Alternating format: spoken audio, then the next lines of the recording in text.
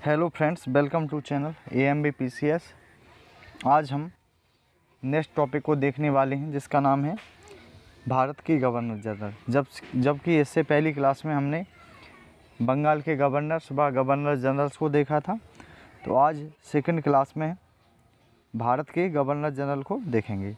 तो सर्वप्रथम हमें याद रखना है कि जो भारत के गवर्नर जनरल थे उनका नाम था लॉर्ड विलियम बेंटिक। उनका नाम क्या था? तो लॉर्ड विलियम बेंटिक था।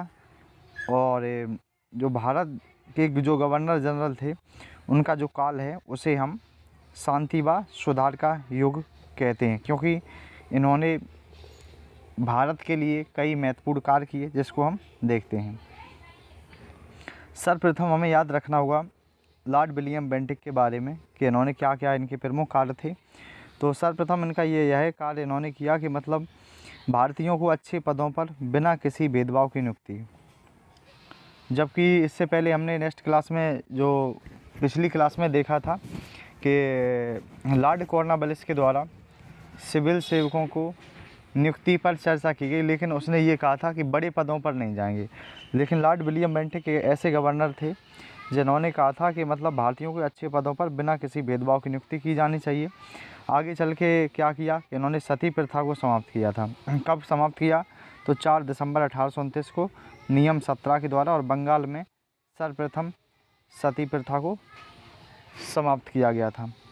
1832 में दास प्रथा का अंत भी होता है जो लॉर्ड विलियम बेंटिक के द्वारा किया गया था।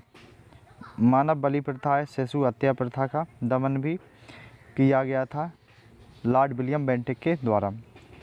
कलकत्ता रुड़की में बात की जाए तो कलकत्ता में इन्होंने इनकी मेडिकल कॉलेज की स्थापना की थी, जबकि रुड़की में इंजीनियरिंग कॉलेज जो खोला था उसमें महत्वपूर्ण योगदान रहा था लॉर्ड विलियम बेंटिक का। तथा देखा जाए संभागीय आयुक्त की नियुक्ति की गई इनके द्वारा। बंगाल के न्यायालय में जूरी प्रथा का प्रचलन करने वाले जो थे उनका नाम था लॉर्ड विलियम बेंटिक। आगे बढ़ते हैं, द्वितीय गवर्नर को देखेंगे जिनका नाम था चार्ल्स मेटकॉफ। चार्ल्स मेटकॉफ के बारे में हमें याद रखना होगा कि इन्हें समाचार पत्रों का मुक्तिदाता कहा जाता है। बस यही इम्पोर्टेंट पॉइंट है कि समाचार पत्रों का मुक्तिदाता कौन है, तो चार्ल्स मेटकॉफ को कहा जाता है।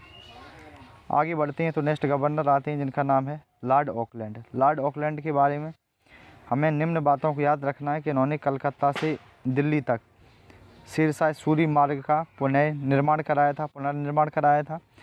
प्रथम आंग्ल अफगान युद्ध जो होता है 1839 से 42 में, वो विनी के समय होता है। रणजीत सिंह की मृत्यु उनके टाइम पर हुई थी और सिंचाई के लिए इन्होंने नहरों का निर्माण कराया था। जबकि नेक्स्ट गवर्नर में आते हैं लॉर्ड एलनबरो। लॉर्ड एलनबरो के बारे में याद रखना है, वेरी इंपॉर्टेंट पॉइंट कि 1843 में एक्ट बी के द्वारा इन्होंने दास प्रथा को समाप्त किया था। जबकि ग्वालियर की शासिका ताराबाई जो थी वह निसंतान थी, उनसे क्या किया कि इसने राज्य को हड़प लिया था। इसके बाद जो नेक्स्ट गवर्नर आते हैं उनका नाम क्या था? लॉर्ड हार्डिंग था। Lord Hardinge very important governor हैं, क्योंकि प्रथम आंग्ल जो सिख युद्ध हुआ था 1845-46 में वो हार्डिंग के समय होता है। जबकि बालिका शिशु हत्या और नरबली प्रथा का भी निषेध लॉर्ड हार्डिंग के द्वारा किया जाता है। सूरत में नमक विद्रोह की बात की जाती है, तो सूरत में जो नमक विद्रोह हुआ था वो भी लॉर्ड हार्डिंग के समय हुआ था। नेक्स्ट जो गवर्नर आते हैं जो वेरी इंपॉर्टेंट हैं और इम्पोर्टेंट गवर्नर हैं जिनका नाम है लॉर्ड डलहौजी। लॉर्ड डलहौजी ने जो नीतियाँ चलाई उनको हम विलय नीति, हड़प नीति के नाम से जानते हैं। और विलय कौन से राज्य इन्होंने किए थे ये पेपर में पूछे जाते हैं, तो हमें याद रखना है। 1848 में इन्होंने सतारा को विलय किया, 49 में जैतपुर और संभलपुर को इन्होंने विलय कर लिया था, 1850 में बघात, 1852 में उदयपुर था जो मध्य प्रदेश में था, 1853 में झांसी, 1854 में नागपुर और 1855 में करौली और 1856 में अवध। तो ये क्रम से पूछ लिया जाता है, तो इसे क्रोनोलॉजी इसकी याद रखिएगा क्योंकि यह पेपर में आती है। आगे बढ़ते हैं तो हम देखते हैं इनके क्या प्रमुख कार्य रहते हैं, डलहौजी ने क्या कार्य किए तो उनको देखते हैं। डलहौजी की बात की जाती है तो उन्होंने भारत में प्रथम बार रेलगाड़ी का प्रचलन किया, जो है 16 अप्रैल 1853 को मुंबई से थाने के मध्य 34 किलोमीटर चलाई जाती है। 1854 में देखा जाए इन्होंने लोक निर्माण विभाग PWD की स्थापना की।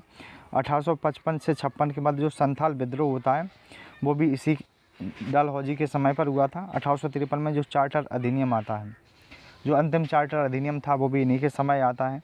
और सर्वप्रथम सिविल सेवा परीक्षा में जो सफलता मिली थी वो मिली थी सत्येंद्रनाथ टैगोर को। 1854 में पोस्ट ऑफिस एक्ट उन्होंने पारित किया था, जबकि प्रथम तार लाइन कलकत्ता से आगरा के मध्य जो स्थापित होती है वो भी डलहौजी के समय स्थापित की गई थी। आज की क्लास में हमने देखा कि भारत के गवर्नर जनरल जो कंप्लीट कर लिए हैं। इसके बाद हम वायसराय को नेक्स्ट वीडियो में देखेंगे, नेक्स्ट लेक्चर में देखेंगे। अगर आपने अभी तक हमारा चैनल सब्सक्राइब नहीं किया है तो चैनल को सब्सक्राइब करें।